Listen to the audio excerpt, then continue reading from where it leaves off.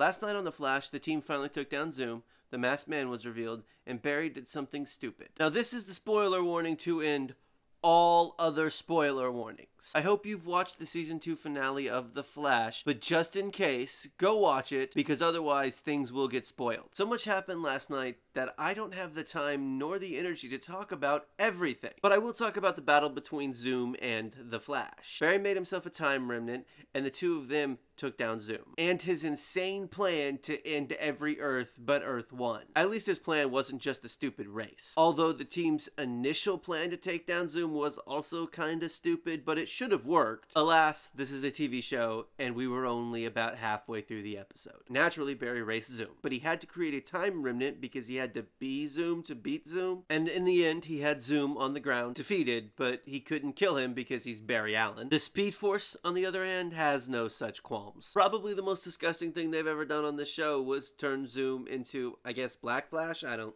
really know what happened there. Shortly after, we found out who was behind the mask. Every last cast member said it was shocking or surprising, but if they had been paying attention, it wouldn't have been, because it was more telegraphed than Henry's death. First, the guy taps out the word J, which led a lot of people on the internet to believe that the guy in the helmet was the real Jay Garrick and that the Jay Garrick that we knew was impersonating him, which was actually right. And then Henry said his mother's maiden name was Garrick. And finally, last night, Zoom told Joe that he had taken that man from another Earth and that he had taken that man's name. Oh, and Henry dying was yet another clue. I mean, it had to be someone from the Arrowverse, because otherwise, what would have been the point of having the man in the mask in the first place? I will say this, it was pretty cool seeing John Wesley Shipp in a Flash costume, even if it wasn't the Flash costume. But that's enough about the bulk of the episode. Sure, other things happened, but none of them matter more than the ending. Barry, in his grief, did something stupid. He ran back in time and stopped the Reverse Flash from killing his mother. Yes, it was stupid, but grief isn't easy, and if you can't understand why Barry did what he did, then you have never felt grief like that. It overwhelms you, it takes your mind and your heart, and it removes any rational thought